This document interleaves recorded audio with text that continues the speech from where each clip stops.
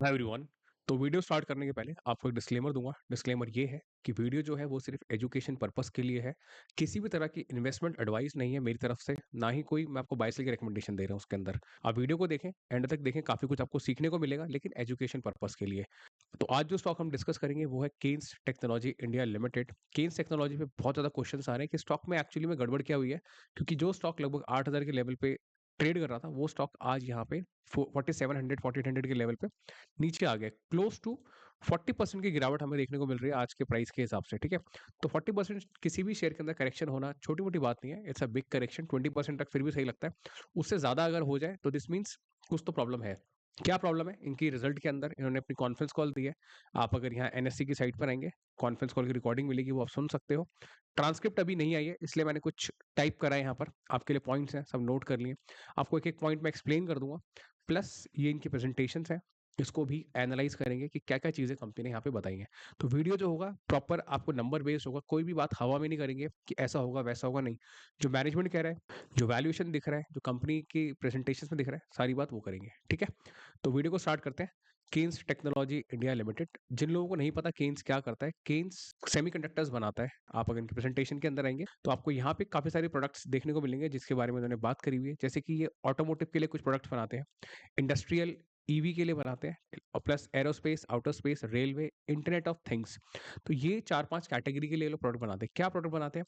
Basically semiconductors होते हैं जो वो बनाते हैं। स्मार्ट मीटर्स बनाती है कंपनी। रेलवे के लिए प्रोडक्ट बनाती है, जैसे कि रेलवे की सिक्योरिटी के अंदर जो चीजें काम आती हैं वो चीजें कंपनी बनाती है। एरोस्पेस के लिए कंपनी प्रोडक्ट बनाती है। ठीक है, मोस्टली ये चिपसेट्स होते हैं, इलेक्ट्रॉनिक डिवाइसेस होते हैं। कंपनी वो सारी चीजें डिजाइन भी करती है और मैन्युफैक्चर भी करती है। तो ये सारा काम कंपनी करती है। प्लस ये जो काम है ये बहुत ही डिमांड वाला काम है, बहुत ही बूमिंग इंडस्ट्री है। तो इसीलिए इनकी ग्रोथ काफी जबरदस्त आ रही थी। आप देख सकते हो यहाँ पर ग्रोथ काफी सॉलिड थी। FY 22 से कंपनी की ग्रोथ बढ़ती जा रही थी। ठीक है, अब बात करते हैं कि इनके अभी का रिजल्ट कैसा है। देखो, रिजल्ट के अकॉर्डिंगली मार्केट कैप कंपनी का जो है ऑफ कोर्स काफी करेक्ट हो गया, 40% से नीचे आ गया, 50,000 के ऊपर पहुंच गया था, क्लोज टू 45,000 के आसपास था। तो अभी ये company closely mid large category में आती है। स्टॉक पी 118 का है। स्टॉक पी आपको लगेगा कि बहुत महंगा है, लेकिन कोई अगर इसका पी पहले का देखेगा तो लगभग 200 का लेवल स्टॉक का price to earning multiple cross कर गया था। और अभी करेक्शन के बाद ये 118 पे अवेलेबल है। तो अभी भी ये स्टॉक सस्ता नहीं है, स्टॉक महंगा है। दूसरी चीज, ROE ROC 10% 14% है। हाई कैपेक्स बिजनेस है, पैसा लगाना पड़ता है, उस पर रिटर्न आता है, तो इसीलिए ROE ROC ठीक ठाक है, बहुत शानदार नहीं है। प्लस अगर आप इसका यहाँ पे पी चार्ट देखेंगे तो पी चार्ट के अंदर आपको एक चीज देखने को मिलेगी कि स्टॉक का जो 5 ईयर का मीडियन है वो 128 है। मतलब स्टॉक काफी महंगे वैल्यूएशन पे ट्रेड करता है हमेशा, और अपने मीडियन के नीचे आ गया है। आप देख सकते हो उसका मीडियन 128 है 5 ईयर्स में, और मीडियन के नीचे ट्रेड कर रहा है। सेम वे में अगर आप देखोगे इसका 3 ईयर्स में भी, 3 ईयर्स में मीडियन के नीचे है, 1 ईयर में भी मीडियन के नीचे है स्टॉक, और 6 मंथ में तो काफी नीचे है मीडियन के, काफी है ना। सो नेट नेट स्टॉक अपने मीडियन के कंपैरिजन में तो सस्ता हो गया है। वो चीज सस्ता नहीं हुआ है, मतलब करेक्ट हो गया है, उसके मीडियन के नीचे आ गया है। ये चीज आपको नोट करना चाहिए। दूसरी चीज, क्वार्टरली नंबर्स अगर आप देखेंगे तो देखो, ये एक चीज आपको समझनी पड़ेगी कि ये कंपनी कंसिस्टेंट ग्रोथ आपको शायद ना दिखाए। क्यों ना दिखाए? क्योंकि ये एक ऑर्डर बुक वाली कंपनी है। ऑर्डर बुक में क्या होता है? फॉर एग्जांपल आपको स्मार्ट मीटर्स के ऑर्डर मिल रहे हैं, इनको स्मार्ट मीटर्स बनाते हैं ये लोग, और स्मार्ट मीटर्स के ऑर्डर्स अगर आपको मिले हैं तो ऐसा हो सकता है कि आप Q1 में ज्यादा डिलीवरी कर दो, Q2 में थोड़ी डिलीवरी कम हो, Q3 में डिलीवरी उससे ज्यादा हो जाए। तो थोड़ा फ्लक्चुएशंस होती है। ठीक है, वही चीज मैनेजमेंट ने अपनी कॉन्फ्रेंस कॉल में बताया कि कुछ कुछ सप्लाई जो है वो हमारी इंपैक्टेड हो जाती है कभी कभार। जैसे कि लास्ट ईयर इलेक्शन था, इलेक्शन की वजह से इंपैक्ट हुआ। और ये मैं नहीं कह रहा हूँ, आप कॉन्फ्रेंस कॉल अगर सुनोगे, और आई रिकमेंड कि आपको सुननी भी चाहिए, खुद से पढ़नी भी चाहिए, तो आपको उसमें वो चीज मिल जाएगी। तो फुल पेज पे चल रही है इनकी स्मार्ट मीटर वाली फैक्ट्री, लेकिन जो डिलीवरी है कई बार वो इंपैक्ट हो जाती है। ठीक है, उसके भी डिफरेंट डिफरेंट रीजन होते हैं, मैक्रो रीजन होते हैं, उसकी वजह से तो नंबर्स कई बार सेम नहीं आते। तो वही चीज है, यहाँ पे 29% की ग्रोथ आई है क्योंकि कुछ चीजें इंपैक्ट हो गई हैं। प्लस 14% की ग्रोथ कंपनी ने करी है, और यहाँ पर प्रॉफिट 66 करोड़ है।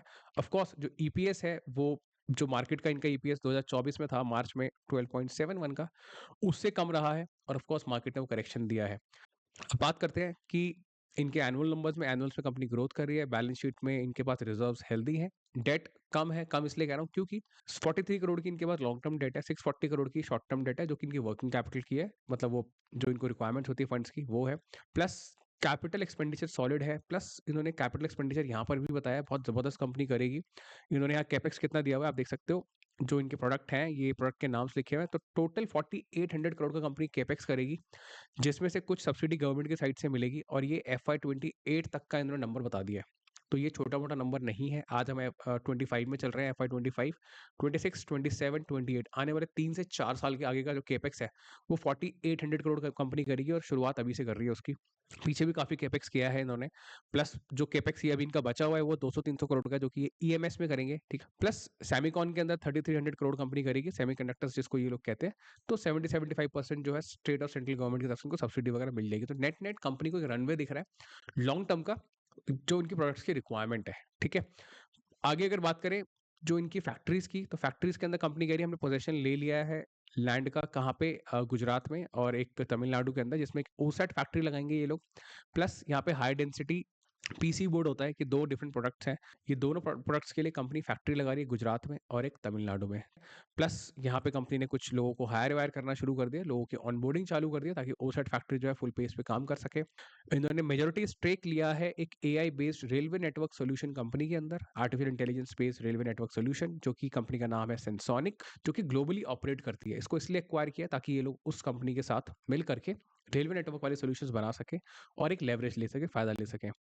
प्लस यहाँ पे ये बता रहे हैं कि आगे जाकर के जो इनकी मार्केट है वो मिलियंस और बिलियंस की है, तो कंपनी उस पे काम कर रही है। लार्ज ईसीएसएम कंपनी है एक, और एक ओडीएम कैपेबिलिटी है।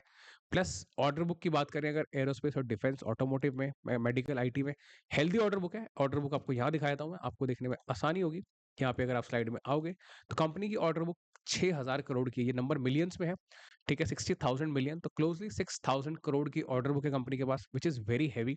और यही अगर आप एक क्वार्टर पीछे जाओगे, ठीक है, ये H1 FY 25 है, 6 महीने का रिजल्ट, तो यहाँ पे ऑर्डर बुक कितनी है? 54,000 करोड़ की। तो कंपनी ने इस वाले क्वार्टर में ऑर्डर बुक उल्टा बढ़ा दिया है, 6000 करोड़ से ऑर्डर बुक इंक्रीज हुई है इनकी, विच इज वेरी गुड, ठीक है? तो ऑर्डर बुक के हिसाब से इनकी ऑर्डर बुक सॉलिड है। प्लस यहाँ पे इनसे पूछा गया था कि रेलवे में थोड़ा डिक्लाइन आ रहा है, प्लस इंडस्ट्रियल में थोड़ा सा डिक्लाइन आ रहा है, ठीक है? तो ऑर्डर फ्लो किस तरीके का? तो मैनेजमेंट बोलता है कि हमारे ऑर्डर फ्लोज जो है सॉलिड है। ऑर्डर फ्लो के नंबर मैंने आपको दिखा दिए, 6000 करोड़ के हैं।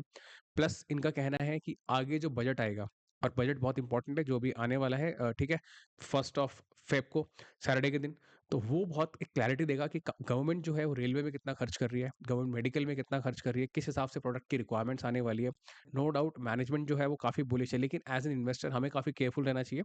हमें बजट को ट्रैक करना पड़ेगा, देखना पड़ेगा। ऑफकोर्स वो प्राइस मूवमेंट जो है स्टॉक की बता देगी, जो बड़े बड़े लोग उसमें खरीदेंगे और बेचेंगे, लेकिन स्टिल किसी के पास में अगर ये स्टॉक है तो आपको बजट को भी देखना चाहिए कि रेलवे के अंदर गवर्नमेंट कितना इन्वेस्ट कर रही है, किस तरीके से इस कंपनी को फायदा होगा। नो डाउट कंपनी काफी बुलिश है अपने प्रोडक्ट्स को लेकर के। 4800 करोड़ का ये लोग कैपेक्स की बात कर रहे हैं आने वाले 3 से 4 सालों के लिए, but still we have to see कि लॉन्ग टर्म के अंदर हमारी गवर्नमेंट उसका व्यू क्या है आने वाले 1 साल का और उसके आने वाले सालों का। प्लस यहाँ पे कैपेक्स मैंने आपको बता दिया, और ग्रॉस मार्जिन्स के एंगल से कंपनी कहती है हम 15% करेंगे, साल के एंड तक हम 2800 से 2900 करोड़ का रेवेन्यू दे देंगे। कितना रेवेन्यू? 2800 से 2900 करोड़। अभी कितना रेवेन्यू कर रही है कंपनी? लगभग 1800 करोड़ इन्होंने लास्ट ईयर किया था पूरे साल के अंदर। इस साल को एंड करते करते ये बोलते हैं जो अगला Q4 आएगा तब ये 2800 करोड़ तक का रेवेन्यू कर लेंगे क्लोजली। यहाँ 60% दिख रहा है आपको, यहाँ 50% दिखेगा। ये मैं नहीं कह रहा हूँ, ये मैनेजमेंट कह रहा है यहाँ पर कि 55% तक की YOY ग्रोथ हम लोग दे देंगे, ठीक है? 55% ग्रोथ बेकार है मेरे accordingly, it's a good growth. अब आप सोचोगे कैसे होगी? अब वो बेसिकली क्या होता है कि इनकी जो डिलीवरीज होंगी हो सकता है Q4 में ज्यादा होंगी, तो इसीलिए ये लोग एक्सपेक्ट कर रहे हैं कि इनकी ग्रोथ अच्छी आएगी। प्लस कंपनी कुछ कंपनीज को एक्वायर करने के बारे में भी सोच रही है, जो जहां से इनको और ग्रोथ मिले, तो इसीलिए ये QIP करेंगे। और वो QIP का की रिक्वायरमेंट जो है वो कुछ कंपनी से एक्वायर करने के लिए, ऑफकोर्स अभी कुछ इनके पास में ऐसी कोई कंपनी है नहीं जिसको ये खरीदने वाले हो, लेकिन इनकी सर्च चलती रहती है। जैसी कोई कंपनी इनको लगेगी कि खरीदने लायक है, इनसे इनको फायदा होगा, तो ये मार्केट से पैसा पहले ही उठा के रखेंगे QIP करके और उसको खरीद लेंगे, ठीक है? तो ऑफ कोर्स ये भी पॉजिटिव चीज़ है, आप QIP कर रहे हो, मार्केट से पैसा लेकर के, आप कैपेक्स कर रहे हो, कुछ गवर्नमेंट से सब्सिडी ले रहे हो, आपको आने वाले 4 सालों का रोड मैप पता है। मैनेजमेंट की कॉन्फ्रेंस कॉल जब आप सुनोगे तो आपको काफी कॉन्फिडेंस नजर आएगा कि उनको पता है कि उन्हें क्या करना है, ठीक है? मेडिकल में, इंटरनेट ऑफ द थिंग्स में, क्योंकि जितनी भी कैटेगरी में लोग काम कर रहे हैं, सब कैटेगरीज जो है वो डिमांडिंग है, क्योंकि मेडिकल ग्रो कर रहा है all over the globe. Railway हमारी कंट्री में काफ़ी अच्छा ग्रो कर रहा है। आप एरोस्पेस देखेंगे, रिक्वायरमेंट्स अच्छी है। इंडस्ट्रियल तो ऑफ कोर्स रिक्वायरमेंट्स है ही, जैसे कि स्मार्ट मीटर्स वगैरह हो गए, और ऑटोमोटिव में रिक्वायरमेंट्स है। Internet of the things grow करने की चीज़ है, चाहे जिसको आप आईटी बोलो, जिसमें एआई वगैरह की रिक्वायरमेंट्स काफ़ी अच्छे से आ रही है। नेट नेट सारी चीज़ें पॉजिटिव नजर आती हैं, लेकिन एज एन इन्वेस्टर मैं आपको ये बोलूंगा कि बी केयरफुल, क्योंकि इसके अंदर जो स्टॉक का पी है वो काफ़ी ज़्यादा है, यहाँ पे आ गया है। अगर आप चार्ट के एंगल से देखेंगे तो मैं तो ये बोलूंगा कि थोड़ा कंसोलिडेशन होने का वेट करना चाहिए किसी को अगर न्यू पोजीशन लेनी है। कोई अगर ऊपर के भाव में फंस गया है तो आप एक अच्छे खासे महँगे भाव में फँसे हो और वो भाव आने में आई डोंट नो कितना टाइम लगेगा। नो डाउट कंपनी अच्छी है, अगर आपका लॉन्ग टर्म का व्यू है 3 साल, 4 साल का, तो आई डोंट थिंक नथ एनीथिंग टू वरी, डरने वाली कोई बात नहीं है। लेकिन अगर आपका व्यू कम सालों का है, आपको लगता है कि मुझे 6 महीने में निकलना था, तो शायद अब आप मुझे लगता है 1 साल के लिए फँसे हुए नज़र आ सकते हो ज़्यादा भी, क्योंकि ये स्टॉक मार्केट है, यहाँ पे कोई भी किसी भी चीज़ को जज नहीं कर सकता। हो सकता है जो आगे बजट आएगा 2 दिन, 3 दिन बाद, उसमें अगर कुछ अच्छी चीज़ें आती है इस कंपनी के लिए, तो आपको थोड़ी तेज़ी बनती हुई नज़र आएगी। लेकिन अगर गवर्नमेंट की साइड से कुछ बजट कट होता है, रेलवे के अंदर, मेडिकल के अंदर, तो हो सकता है कि थोड़ा-सा और मार्केट इसको करेक्शन की तरफ लेकर के जाए, ठीक है? तो अगर आप इन्वेस्ट करने का सोच रहे हो इसमें, तो थोड़ा-सा आप इसको डिटेल्ड में एनालाइज़ करो। थोड़ा-सा आप ये भी देखो कि ये थोड़ा साइडवेज़ जाए, थोड़ा-सा कंसोलिडेट करे, तब एक सपोर्ट आपको देखने को मिलेगा। अगर आप सपोर्ट की बात करते हो, मेरे हिसाब से सपोर्ट जो नेक्स्ट बनेगा यहाँ पर, ये बहुत एक स्ट्रॉन्ग सपोर्ट है 4200 का, जहाँ पे इसने टच किया है अपने पहले भाव के साथ, ठीक है? यहाँ पर ये लेवल अगर नीचे आता, तो यहाँ पे एक अच्छा सपोर्ट लेता हुआ नज़र आ सकता है। उससे भी अगर नीचे आएगा, तो that is the level of this, ठीक है? 3850, ये 2 सपोर्ट काफ़ी स्ट्रॉन्ग है और उससे भी नीचे अगर आ गया, तो 3500 तो है ही फिर। ये 3 लेवल है। अ, मार्केट है, मार्केट में कुछ भी हो सकता है, गारंटी नहीं है कि यहाँ पे आएगा। लेकिन अगर आप खरीदने की सोच रहे हो, तो स्टैगर्ड बाय करना, बल्क बाय कोई ना करे, लॉन्ग टर्म वाले लोग खरीदें, शॉर्ट टर्म वाले इसमें एंटर ना हो, क्योंकि 200 का पीई है और 55% की ग्रोथ है, नो डाउट ग्रोथ अच्छी है, आगे मैनेजमेंट कॉन्फिडेंट आगे अच्छी ग्रोथ करेगा। लेकिन स्टॉक मार्केट के अंदर फायदा उसी स्टॉक को खरीदने में जो आपको कम पीई पे मिल रहा है। नीचे के पीई से खरीदोगे, तो ऊपर जाने पे आपको पी एक्सपेंशन का फायदा मिलेगा। प्लस इन्वेस्टर्स पोर्टफोलियो देखोगे, तो प्रमोटर के पास अच्छी होल्डिंग है, प्रमोटर मेजॉरिटी स्टेक होल्डर है, 4-5 क्वार्टर से बेचा नहीं है उन्होंने।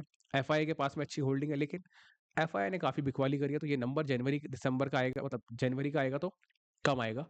और डीआईआई ने हो सकता है एक्यूमुलेट किया हो, आइडिया नहीं है। पब्लिक का स्टेक इसमें बढ़ रहा है। तो नेट-नेट यही सारी चीज़ें हैं, इंपॉर्टेंट पॉइंट्स जो मुझे आपको बताने थे from the perspective of this company, क्योंकि इसके अंदर ऑर्डर बुक जो है वो इंक्रीज़ हो रही है, ये आपको ज़रूर फोकस करना है। और कंपनी के मार्जिन्स 15% के आसपास रहने वाले हैं, वो भी आप ज़रूर ध्यान रखना। प्लस ये ज़रूर ध्यान रखना कि ये कंपनी जो है, कुछ ना कुछ बजट से इम्पैक्टेड है, तो बजट आएगा, तो उसके बाद आपको और क्लैरिटी मिलेगी इसके अंदर, ठीक है? जिसके पास में है, मुझे लगता है अगर आपने नीचे कहीं लिया हुआ है, ऑफ कोर्स आप होल्ड कर सकते हो लॉन्ग टर्म के लिए, ग्रोथ वाली कंपनी है। लेकिन शॉर्ट टर्म वाले, एज़ आई सेड, दूर रहना चाहिए स्टॉक से।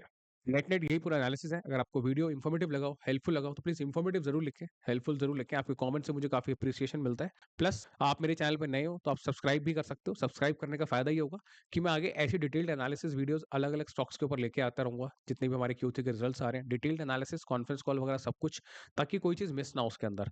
तो आप सब्सक्राइब करोगे, तो आपको उससे बेनिफिट होगा। तो इस वीडियो के लिए इतना ही, मिलते हैं अगली वीडियो में। Thank you so much.